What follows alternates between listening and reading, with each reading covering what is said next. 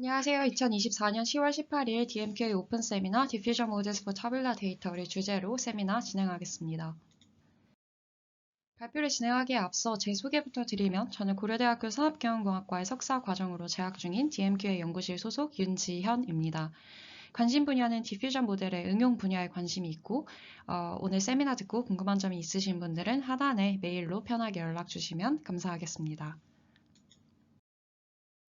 오늘 세미나의 목차는 다음과 같습니다. 우선 간단하게 백그라운드부터 그리고 세 가지의 논문 소개 그리고 컨클루전까지 진행하도록 하겠습니다. 우선 타블러 데이터에 관련된 디퓨전 모델이지만 타블러 데이터 자체에 대해 조금 이해를 해보고자 합니다. 아마 이 세미나를 듣고 계시는 분들이라면 당연히 한 번쯤은 혹은 대부분의 경험이 타블러 데이터를 가지고 데이터 분석 혹은 모델링에 사용을 하셨을 겁니다. 하지만 실제로 정형 데이터의 분석은 아직까지도 역시나 트리 기반의 모델들의 앙상블 모델들이 많이 사용이 됩니다. 이 말은 다시 말해서 비정형 데이터, 즉 이미지나 텍스트에서 높은 성능을 보이는 딥러닝이 정형 데이터에서는 여전히 전통적인 통계 기반의 방법론들이 우세하다라는 것을 의미하기도 하는데요. 그렇다면 왜 타블러 데이터에 딥러닝을 적용시키는 것이 어려운가에 대해서 조금 설명을 드리려고 합니다. 우선 다들 아시다시피 정형 데이터 안에는 연속형 변수가 들어가 있을 수도 있고 범주형 변수가 들어가 있을 수도 있고 혹은 흔치는 않지만 텍스트나 이미지 자체가 들어갈 수도 있습니다. 이는 다시 말해서 정형 데이터 안에는 개별 변수 간 형태적 다양성이 매우 크다라고 할 수 있는데요. 이것이 정형 데이터를 딥러닝의 입력으로 사용하기에 어려운 이유 중 하나가 됩니다. 또한 저희가 쉽게 떠올릴 수 있다시피 상대적으로 학습시키기 작은 사이즈의 데이터 유형이다 보니 학습을 시키는 과정에서 모델이 이 피처들의 representation을 잘 학습하지 못한다라는 문제가 있을 수 있습니다. 하지만 그럼에도 불구하고 최근에는 템넷과 같은 정형 데이터 딥러닝 모델 연구가 발표되고 있으니 조금 긍정적으로 저희가 이 정형 데이터의 생성을 바라보자라는 데에서 세미나를 시작하게 되었습니다. 그렇다면 이렇게 좀 딥러닝에 학습시키기 어려운 정형 데이터를 왜 생성을 해야 하냐에 대해서 즉 그 당위성에 대해서 좀 설명을 드리자면 방금 말씀드렸던 그 정형 데이터의 문제점을 그대로 해결할 수 있기 때문이다라고 말을 하고 싶은데요. 다시 말해서 데이터 양이 작은 게 문제였으니 데이터 크기를 증가시킬 수 있고 또 저희 많이 다뤄봐서 알겠지만 정형 데이터에는 이름이나 주민등록번호 등과 같은 되게 프라이버시의 관점에서 문제가 될 만한 요소들을 가진 경우가 많습니다. 이러한 관점에서 사용하지 못했던 데이터를 조금 더 생성함으로써 프라이버시 문제를 우회할 수 있고 또 레귤레이션 문제도 우회를 해서 조금 더 범용적인 데이터의 사용이 가능해진다라고 할 수 있을 것 같습니다. 그렇다면 어떻게 해야 우리가 정형 데이터를 모델에 잘 학습을 시킬 수 있을까요?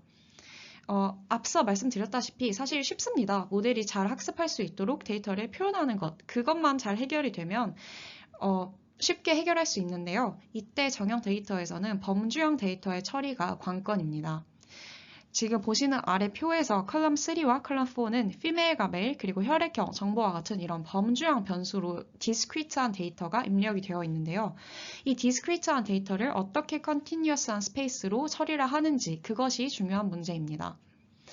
쉽게 생각할 수 있는 방법은 범주형 데이터를 인코딩해서 숫자화하여서 연속형 변수와 같이 딥러닝 네트워크에 태우는 식으로 접근을 할 수 있을 것 같은데요.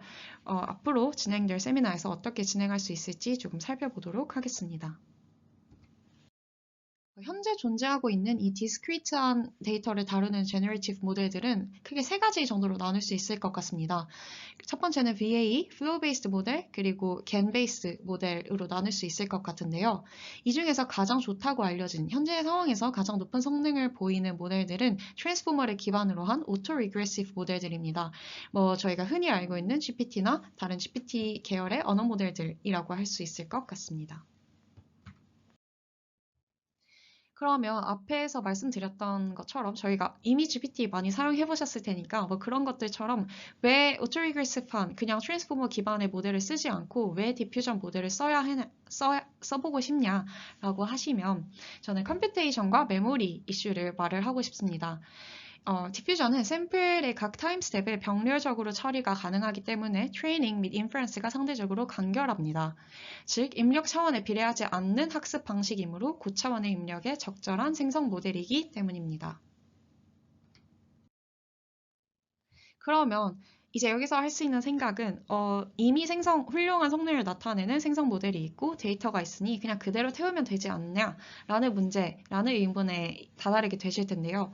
사실 디퓨전 모델은 컨티뉴어스한 데이터를 처리하고 모델링하는 데 적합한 모델이기 때문에 기존에 저희가 알고 있는 기존의 높은 성능을 보이는 디퓨전 알고리즘을 그대로 바로 적용할 수는 없습니다. 즉, 다시 돌고 돌아 원래 정형 데이터가 가지는 문제인 디스크리트한 변수를 다루는 것을 해결해야 하는 문제인데요. 이때 다들 아시겠지만 쉽게 말씀드리기 위해서 이 타뷸러 데이터에서 디스크리트한 데이터는 범주형 변수를 의미합니다. 그리고 이를 다루는 것이 가장 중요한 문제가 되는 것이죠. 오늘 세미나에서는 크게 세 가지 논문을 소개해 드리려고 합니다. 그중 첫 번째로 저는 Diffusion Model for Categorical Data라는 것을 시작으로 본격적인 세미나 시작하도록 하겠습니다. argmax flows and multinomial diffusion learning categorical distribution 이라는 이름으로 2021년 유립스에 게재된 해당 논문은 지금 아래에 보시는 것처럼 텍스트, 분자 구조, 단백질 구조, DNA 구조 등과 같이 카테고리컬한 데이터를 적절하게 다루는 생성 모델을 만들어 보자 라는 모티베이션에서 시작되었습니다. 아까 말씀드렸다시피 기존의 범주형 변수들은 오토-리그레시브한 모델들을 사용해서 다루어졌습니다. 하지만 말씀드렸다시피 병렬화가 어려워 학습과 추론이 느리고 고차원의 입력에 적절하지 않다라고 언급을 했었습니다. 따라서 이 해당 논문의 저자들은 카테고리컬한 데이터를 다루는 또 다른 모델링 방법론은 없을까라는 데에서 의문을 시작하게 됩니다. 본격적으로 설명하기 앞서서 제가 지금까지는 디스크리트한 데이터와 카테고리컬한 데이터를 혼용해서 쓰고 있었지만 조금 더 정확하게 표현을 하자면 저는 순서가 없는 카테고리를 가지는 텍스트, 몰레큘 등과 같은 것을 카테고리컬한 데이터라고 명명을 하고 오늘의 세미나는 해당 범위의 데이터에만 집중을 해서 진행하도록 하겠습니다. argmax flows는 범주형 데이터를 다루기 위해 고안된 확장된 형태의 normalizing flow입니다. 일반적으로 normalizing flows는 연속적인 데이터를 복잡한 분포로 변환하기 위해 사용되지만 범주형 데이터는 이산적이어서 discrete해서 기존의 플로우 방식을 그대로 적용할 수는 없습니다. argmax flows는 이러한 범주형 데이터를 연속적인 데이터처럼 취급을 하여 플로우 모델을 사용할 수 있게끔 하는 기법입니다. Normalizing flow는 간단한 분포, 즉 일반적으로는 정규 분포, 가우시언 분포에서 시작을 해서 일련의 변환을 통해 데이터를 복잡한 분포로 바꾸는 방식을 활용하는데요. 각 변환은 가역적이기 때문에 변환 과정을 되돌릴 수 있으며 따라서 모델이 데이터를 효율적으로 샘플링하고 추론 및 학습할 수 있습니다. 그리고 이 방식은 주로 연속형 데이터에 적용이 되게 되는데 예를 들자면 이미지나 음성 데이터처럼 값 사이에 연속적인 관계가 있는 그러한 데이터에 적합합니다. 범주형 데이터는 반면에 이산적인 값들로 이루어져 있으며 이 값들 사이에는 연속적인 관계가 없습니다. 즉 예를 들어 문장의 단어들은 특정한 순서나 값 사이에 연속적인 의미가 없기 때문에 연속적인 변환을 사용하는 기존의 normalizing flows로는 범주형 데이터를 직접 모델링하기 어렵게 됩니다. 이러한 상황에서 argmax flow가 등장을 하게 되는데 argmax 함수는 연속적인 값에서 가장 큰 값을 가진 인덱스를 반환하는 함수라는 것은 쉽게 한 번쯤 데이터 분석을 해보셨다면 알고 계실 텐데요. 예를 들어 어떤 연속적인 확률 분포에서 가장 높은 확률을 갖는 인덱스를 선택하는 방식으로 범주형 값을 연속적인 값에서 추출할 수 있습니다. 그래서 argmax flows는 연속적인 공간에서 그 플로우를 모델링한 후에 그 결과를 argmax를 사용해 범주형 변수로 변환하는 방식, 즉 연속적인 분포에서 가장 높은 확률을 갖는 범주형 값을 선택함으로써 범주형 데이터를 다루게 되는 것입니다. 그리고 해당 논문은 이 아이디어를 차용을 하게 되는데요. 여기서 잠깐 그 가우시안 디퓨전에 대해서 잠깐만 다시 설명을 하고 넘어가면 가우시안 디퓨전은 이렇게 x0 시점에서 원본 이미지가 들어왔을 때 점점 노이즈를 더해서 그 노이징 프로세스를 거쳐서 완전한 노이즈의 xt 시점까지 보내게 되고 그 반대로 점점 주었던 노이즈를 다시 예측하게 되면서 디노이징 프로세스를 거쳐서 그 두 개의 차이를 줄여가는 방식으로 학습을 이루어지게 됩니다. 생성이 되게 됩니다.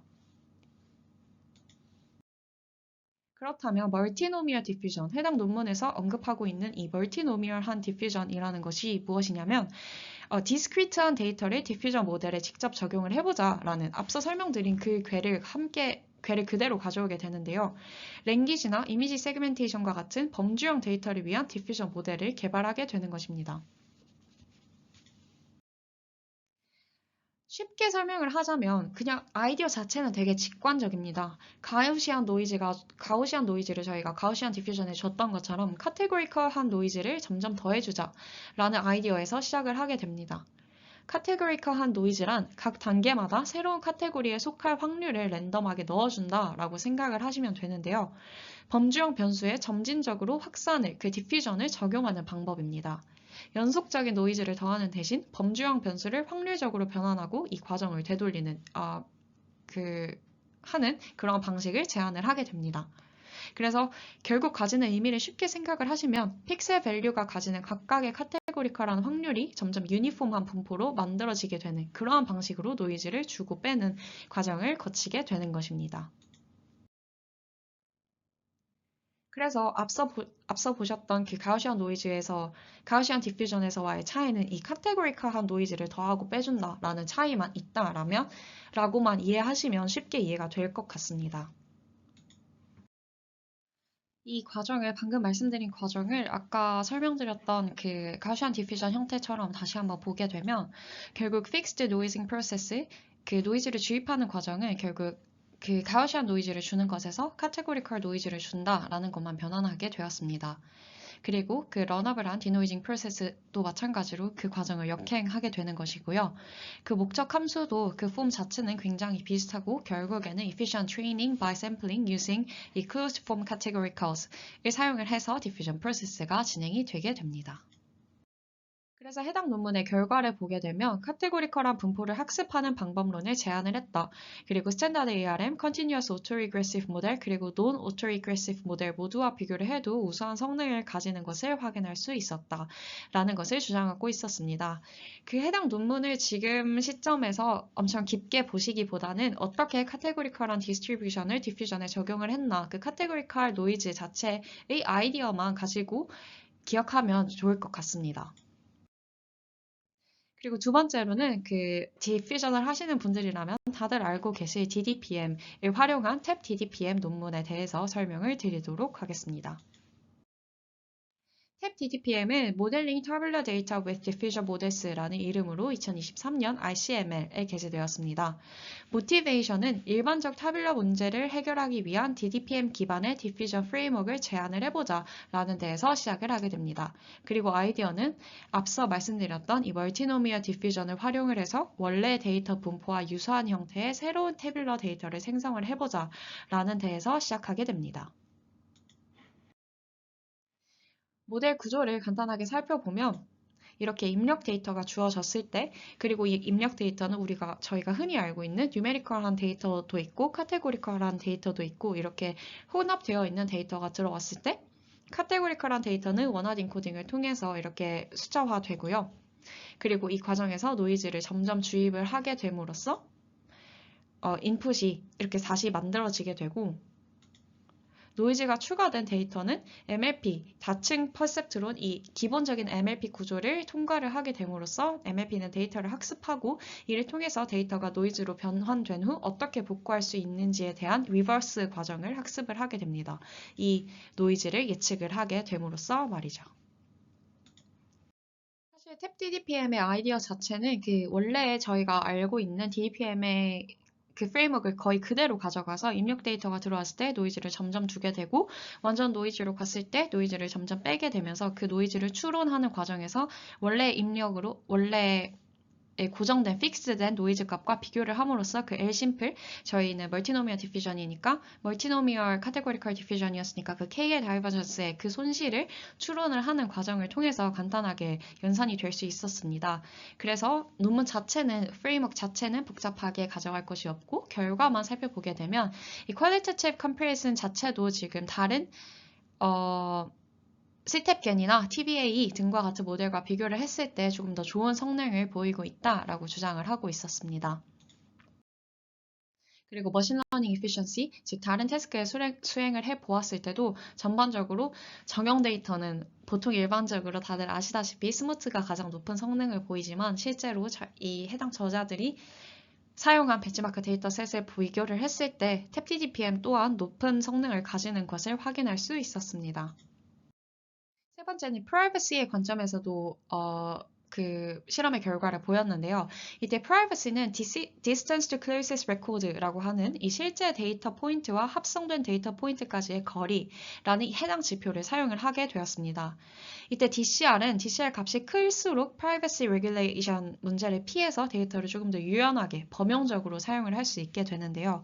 방금 말씀드렸던 experiment 2에서는 스무트와 탭DDPM 둘 다 높은 성능을 가지고 있었지만 이 privacy의 관점에서는 탭DDPM이 조금 더 스무트를 압도한다라고 볼 수 있을 만큼 탭DDPM이 privacy의 관점에서는 높은 성능을 보이고 있음을 확인할 수 있습니다. 그래서 탭DDPM 논문이 가지는 컨클루전은 태블러 데이터에 적용 가능한 디퓨전 모델 방법론을 제안했다라고 심플하게 정리할 수 있습니다. 그리고 그 과정에서 실제 데이터가 아니라 실제 데이터에서 생성되어 실제 데이터와 통계 속성이 동일한 또 다른 데이터를 생성을 해내매 있습니다.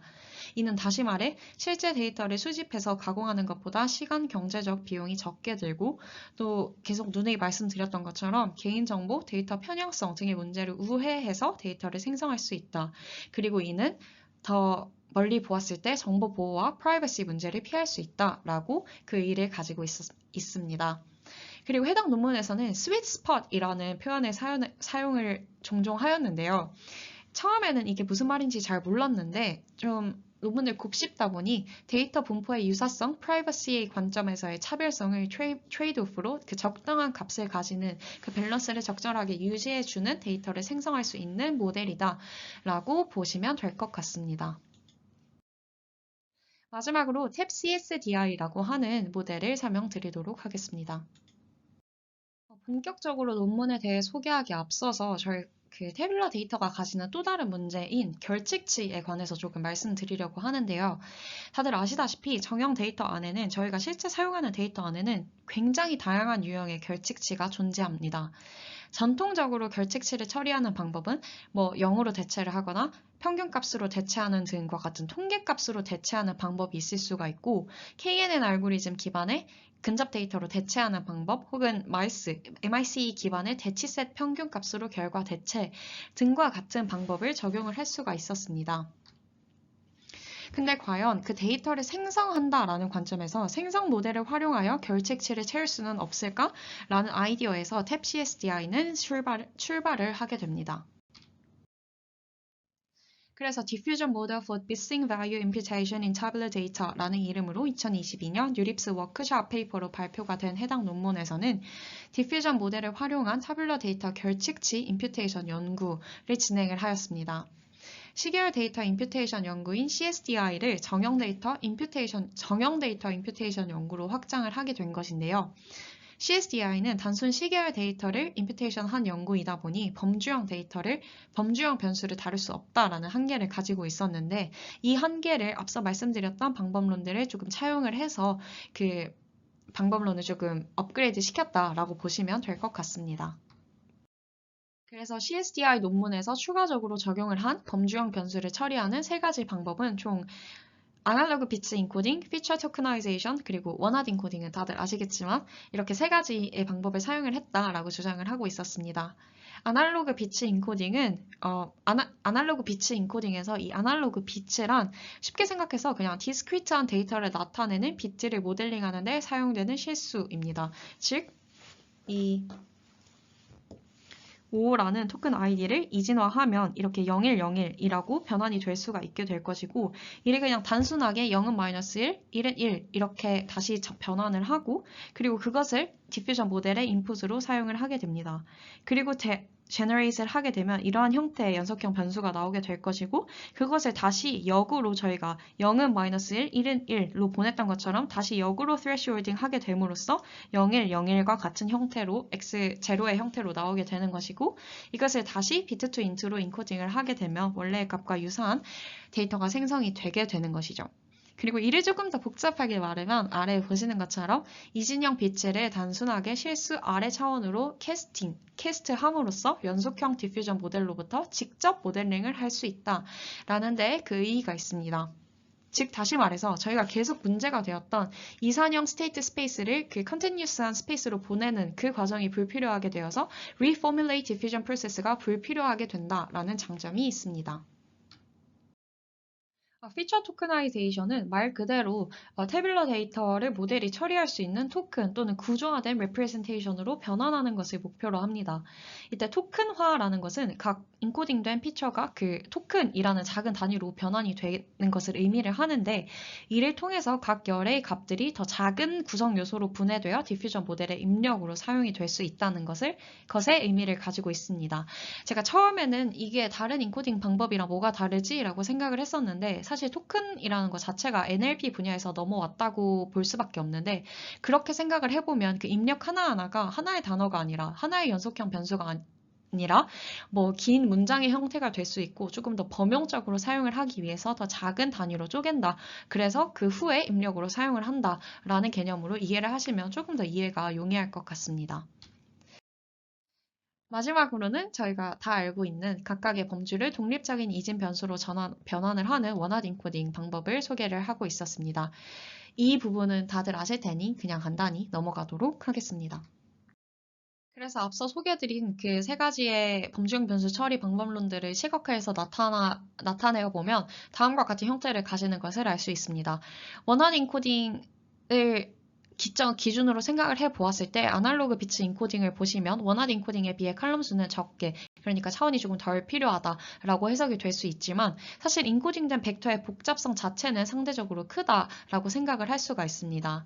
그리고 피처 토크나이제이션 인베딩의 경우에는 이 세 가지의 경우를 하나의 토큰으로 작은 단위로 쪼개서 보기 때문에 E1, E2, E3가 모두 같은 길이를 가진다는 것을 알 수가 있을 것이고, 사실 이렇게만 보더라도 딥러닝 모델을 조금이라도 사용을 해보셨다면 어쩔 때는 FT 인베딩 자체가 조금 더 큰 효용을 가지고 올 수 있겠구나 라고 생각이 드실 것입니다. 그래서 임퓨테이션 태스크가 이루어지는 그 프로세스를 살펴보게 되면 이렇게 결칙치가 존재하는 인풋이 들어왔을 때 이 결칙치 값을 메꾸기 위해서 저희가 의도적으로 원래 인풋에는 있지만 의도적으로 새로운 결칙치를 만들게 됩니다. 그리고 그것을 Conditional Observed Features X0 Conditional이라고 명명을 하게 됩니다. 그리고 이 A라는 결칙치를 채우기 위해서 다른 부분을 다시 결칙치화하는, 그리고 다른 부분을 마스킹하는 그 과정을 통해서 imputation target이라는 변수를 정의를 하게 되고, 이 과정에서 노이즈를 주는 forward 프로세스를 거치게 됨으로써 노이지한 타겟을 얻게 되고, 그리고 저희가 주입했던 노이즈와 예측한 노이즈의 차이를 계산을 하게 됨으로써 우리가 알고 있는 diffusion 프로세스를 거치게 되는 것입니다. 실험의 결과를 살펴보시면 총 7개의 벤치마크 데이터셋을 활용을 해서 그 탭CSDI 각각의 인베딩 방법론들의 성능을 비교를 해보았는데요.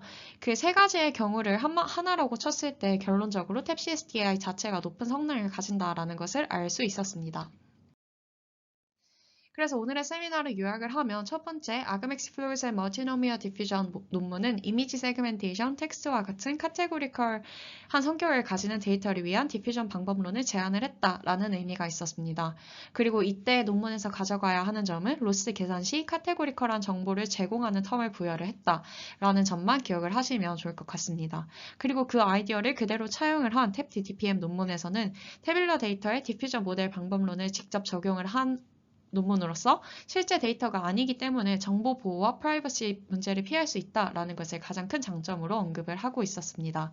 그리고 Diffusion Model for Missing Value Imputation in Tabular Data 논문에서는 정형 데이터에 여러 인코딩, 임베딩을 적용을 해서 데이터 임퓨테이션 성능을 비교를 했다라는 것을 확인하실 수 있었습니다. 이상으로 오늘의 세미나 마치도록 하겠습니다. 감사합니다.